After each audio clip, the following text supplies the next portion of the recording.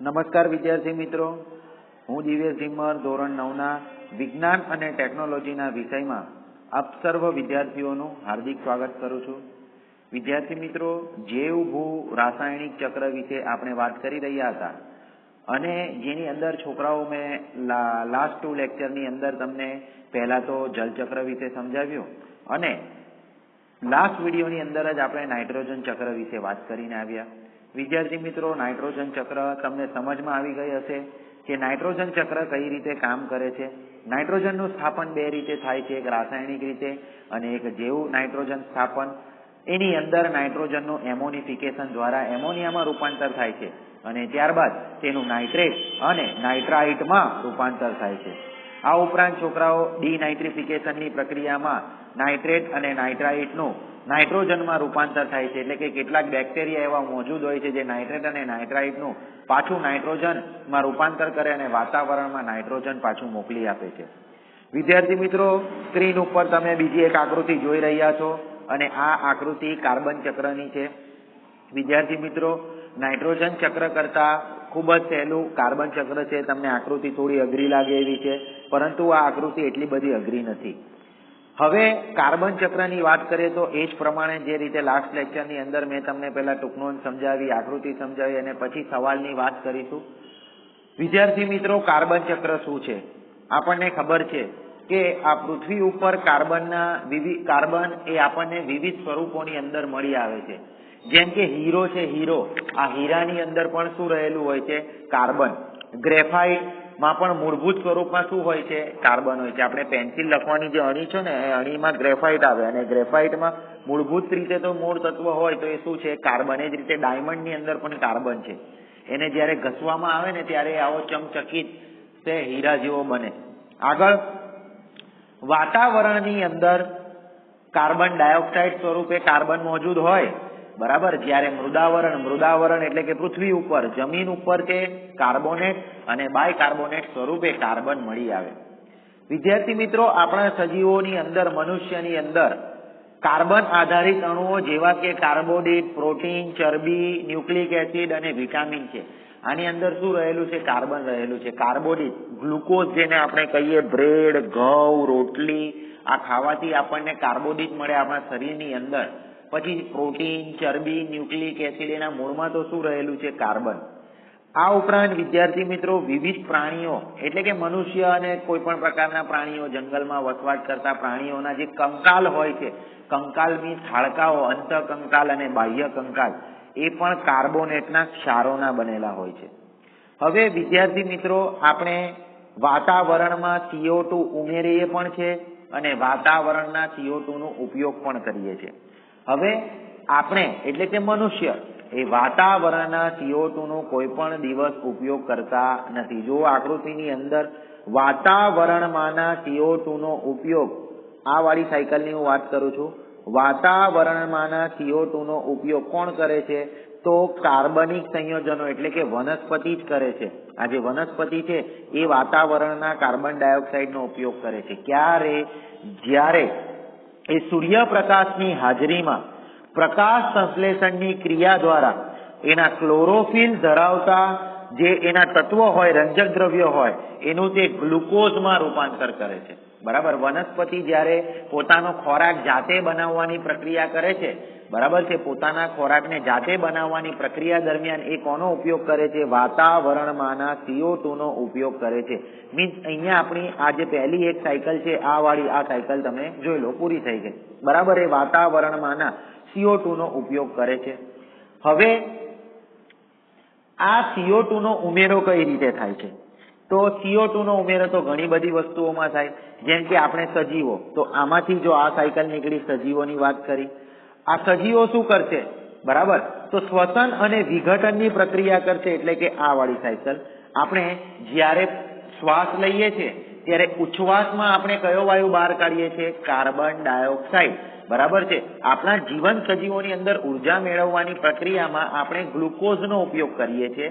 જ્યારે આ ગ્લુકોઝમાંથી આપણે કાર્બન ડાયોક્સાઇડ ઉત્પન્ન થાય છે, આપણે શ્વસન દરમિયાન જે ઓક્સિજન વાયુનો ઉપયોગ કરીએ છીએ, બરાબર છે, એમાંથી જે ગ્લુકોઝ માંથી જે કાર્બન ડાયોક્સાઇડ ઉત્પન્ન થાય છે, આ કાર્બન ડાયોક્સાઇડ ક્યાં ઉમેરાય છે? વાતાવરણમાં ઉમેરાય છે, બરાબર. આ શ્વસન કઈ નથી, આ શ્વસનની પ્રક્રિયા એ જ છે કે જે આપણા શરીરની અંદર જે ગ્લુકોઝ બનેલો છે, બરાબર છે, એ ગ્લુકોઝ માંથી વિવિધ પ્રકારની ઉર્જા મેળવવાની છે, અને આ ઉર્જા મેળવવાની પ્રક્રિયા દરમિયાન ગ્લુકોઝ માંથી CO2 ઉત્પન્ન થાય છે, અને આપણે ક્યાં મુક્ત કરી દઈએ છીએ?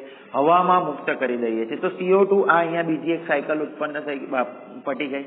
આ ઉપરાંત દહનની પ્રક્રિયા, બરાબર છે, દહનની પ્રક્રિયા જેવી કે ભાઈ રસોઈ કામ માટે, ઉષ્મા મેળવવા માટે પેટ્રોલ, ડીઝલ, બરાબર, વગેરેનો ઉપયોગ કરીએ, એમાં શું થાય? તો વાતાવરણમાં CO2 ઉત્પન્ન થાય.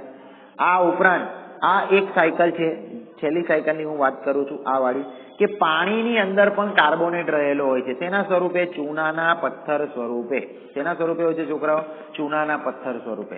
પછી તમે આ જુઓ કે આ વનસ્પતિ છે એમાંથી કોલસો બને ત્યારે જ્યારે એ પાણીની આ ભૂગર્ભની અંદર દટાઈ જાય, ઘણી બધી રાસાયણિક પ્રક્રિયાઓ થાય, એને સળગાવવામાં આવે તો એમાંથી શું નીકળે? કોલસો. તો કોલસામાં પણ શું રહેલું હોય છે? કાર્બન રહેલું હોય છે. આ ઉપરાંત આ પ્રાણીઓ છે, બરાબર છે, એ પ્રાણીઓના મૃતદેહ અને એ બધું સળવાથી એમાંથી પણ પેટ્રોલિયમ અને અકાર્બનીય કાર્બોનેટ મળે, બરાબર છે. અને વનસ્પતિનો પણ જ્યારે જમીનની અંદર એ વનસ્પતિ પણ ભળે, બરાબર. આપણે અશ્મિ બળતણની તમને વ્યાખ્યા આવતી હતી કે ભાઈ કુદરતમાં ભૂકંપ આવેલા અને ભૂકંપને કારણે આ વનસ્પતિને પ્રાણીઓના બધા મૃતદેહ જમીનની અંદર દટાઈ ગયા અને તેને જ કારણે આ પેટ્રોલિયમનું નિર્માણ થયું, અશ્મિ બળતણનું નિર્માણ થયું, બરાબર છે. તો આ આખી આપણી હતી કાર્બન ચક્ર, બરાબર છે. ખૂબ સહેલી છે, આની અંદર કંઈક અઘરું છે એવું મને લાગતું નથી. જો તમે એક વખત આકૃતિ જોશો તો સમજાઈ જશે કે વાતાવરણમાંના CO2 નો ઉપયોગ, બરાબર છે, એ કાર્બનિક વનસ્પતિ કરે, એ કરે પણ, અને એ પાછો વાતાવરણમાં મુક્ત પણ કરે. છોકરાઓ, વનસ્પતિ પણ વાતાવરણમાં CO2 નો ઉપયોગ કરે, કારણ કે એ પણ સજીવ છે, અને સજીવ હંમેશા શ્વસનમાં ઓક્સિજન વાયુ લે અને ઉચ્છ્વાસમાં CO2 વાયુ બહાર કાઢે. વનસ્પતિ પણ CO2 વાયુ બહાર કાઢે, બરાબર. ક્યારે? રાત્રિ દરમિયાન. તમને ધોરણ 10 ની અંદર આ વસ્તુ સમજમાં આવશે કે રાત્રે વનસ્પતિ કયો વાયુ બહાર કાઢે? CO2 વાયુ બહાર કાઢે શ્વસનની પ્રક્રિયા દરમિયાન. જ્યારે દિવસની અંદર જ્યારે સૂર્યપ્રકાશ હોય ત્યારે સૂર્યપ્રકાશની ક્રિયા દરમિયાન એ શું કરે? તો પ્રકાશ સંશ્લેષણની ક્રિયા કરે, ને ત્યારે એ કયો વાયુ લે? CO2 વાયુ ગ્રહણ કરે અને ઓક્સિજન વાયુ બહાર કાઢે. ક્યારે? દિવસે. તો આ એક સાયકલ હતી. પછી આ કાર્બનિક સંયોજન વાળી પેલી પાણીમાં કાર્બોનેટ ચૂનાના પથ્થર સ્વરૂપે હોય. કાર્બનિક સંયોજનો પ્રાણીઓ જે શ્વસન અને વિઘટન દ્વારા વાતાવરણમાં CO2 પાછો ઠાલવે. પાણીમાં અંદર કાર્બોનેટ ચૂનાના પથ્થર સ્વરૂપે હોય. તો હવે છોકરાઓ આપણે ટૂંકનો સમજીએ તો તમને બરાબર ખબર પડશે. તો કાર્બન પૃથ્વી ઉપર ઘણા બધા સ્વરૂપમાં મળી આવે છે. કાર્બન પોતાના મૂળભૂત સ્વરૂપોમાં હીરો અને ગ્રેફાઇટમાં મળી આવે છે. શેમાં મળી આવે છે? હીરો અને ગ્રેફાઇટની અંદર મૂળભૂત સ્વરૂપ તરીકે કોણ હોય છે? કાર્બન હોય છે. કાર્બન સંયોજન સ્વરૂપે વાતાવરણમાં કાર્બન ડાયોક્સાઇડના સ્વરૂપમાં અને મૃદાવરણની અંદર એટલે કે જમીન ઉપર, પૃથ્વી ઉપર વિવિધ પ્રકારના ખનિજોમાં કાર્બોનેટ અને હાઇડ્રોજન કાર્બોનેટના સ્વરૂપે મળી આવે છે. કાર્બોનેટ અને હાઇડ્રોજન કાર્બોનેટ એટલે તમે ત્રીજા ચેપ્ટરની અંદર ભણશો. કાર્બોનેટ એટલે CO3-2 અને હાઇડ્રોજન કાર્બોનેટ એટલે HCO3-, બરાબર છે. આ ખાલી તમે સમજો અત્યારે, પછી આપણે ભણીશું જેમ કે sodium carbonate Na2CO3, calcium carbonate CaCO3, જેને આરસ પહાણ કહેવામાં આવે છે, એની અંદર કાર્બન આવેલો હોય છે.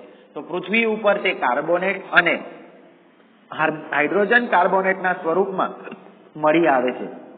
જ્યારે બધા જ સજીવોમાં કાર્બન આધારિત અણુઓ જેવા કે પ્રોટીન, કાર્બોદિત, ચરબી, ન્યુક્લિક એસિડ અને વિટામિન પર આધારિત હોય છે. આપણા સજીવોની અંદર જે પણ બેઝિક ક્રિયાઓ છે એ ક્રિયાઓમાં જેમ કે કાર્બન આધારિત અણુઓ આવેલા જ હોય છે, જેવા કે પ્રોટીન, કાર્બોદિત, ચરબી, ન્યુક્લિક એસિડ અને વિટામિન.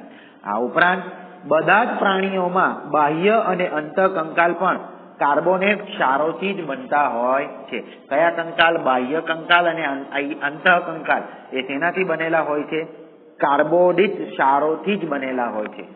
વિદ્યાર્થી મિત્રો, હવે આપણે જે મહત્વની વાત કરતા હતા તે કે વાતાવરણમાં CO2 નો, વાતાવરણમાં જે કાર્બન ડાયોક્સાઇડ રહેલો છે એનો ઉપયોગ કોણ કરે? તો ક્લોરોફિલ ધરાવતા તમામ સજીવો સૂર્યપ્રકાશની હાજરીમાં કાર્બન ડાયોક્સાઇડનો ઉપયોગ કરીને પ્રકાશ સંશ્લેષણની પ્રક્રિયા કરે છે, બરાબર છે. ક્લોરોફિલ ધરાવતા તમામ સજીવો સૂર્યપ્રકાશની હાજરીમાં કાર્બનનો ઉપયોગ કરીને પ્રકાશ સંશ્લેષણની પ્રક્રિયા કરે છે. ને શું કરે છે? તો કાર્બન ડાયોક્સાઇડનું ગ્લુકોઝમાં રૂપાંતર કરે છે, બરાબર છે. આ કાર્બન ડાયોક્સાઇડનો ઉપયોગ કરીને એનું શેમાં રૂપાંતર કરે છે? ગ્લુકોઝમાં. ને એ જ ગ્લુકોઝ જ્યારે મનુષ્યના શરીરની અંદર જાય ત્યારે એનું વિઘટન થાય ને એમાંથી પાછો કયો વાયુ બહાર નીકળે છે? CO2 વાયુ બહાર નીકળે છે. આ ગ્લુકોઝ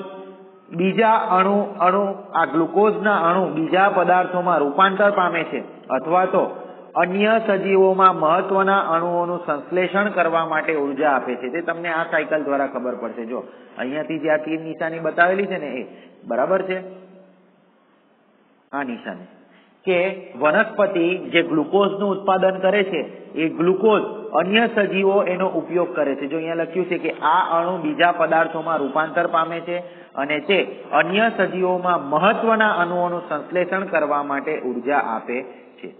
જીવંત પ્રાણીઓને ઉર્જા મેળવવાની પ્રક્રિયામાં ગ્લુકોઝનો ઉપયોગ થાય છે. શ્વસનની ક્રિયા દ્વારા, હવે આ વાતાવરણની અંદર CO2 નો ઉમેરો કઈ રીતે થાય એ હવે સમજાવે છે. જેમ કે શ્વસનની ક્રિયા દ્વારા ગ્લુકોઝને કાર્બન ડાયોક્સાઇડમાં ફેરવવા માટે ઓક્સિજનનો ઉપયોગ પણ થાય છે અને નથી પણ થતો.